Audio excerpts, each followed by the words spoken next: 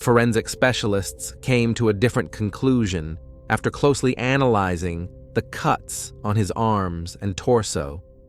The wounds were shallow, with smooth edges, nothing like the jagged or torn lacerations typically seen when someone is fighting off wild knife strikes.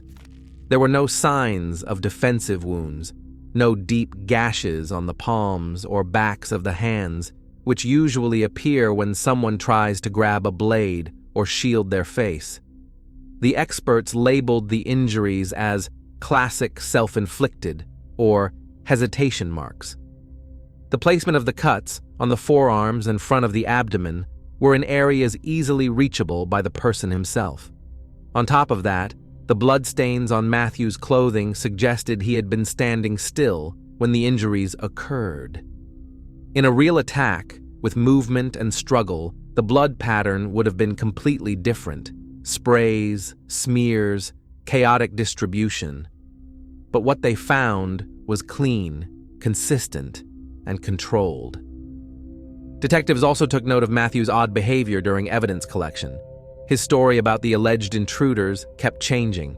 He couldn't keep the descriptions of their height or clothing straight. What stayed consistent, though, was his focus on his own pain. Medical reports confirmed that none of his wounds were life-threatening or required advanced surgical treatment. In fact, they were neat, almost surgical incisions made at deliberate angles. Investigators compared this with what they saw at the scene. Spotless floors, no signs of a physical altercation, and only minor scratches on the one surviving person in the house. The image of a brave fight for survival fell apart under the trained eyes of forensic experts. The second body found in the upstairs bedroom belonged to the family's golden Labrador, Bailey May.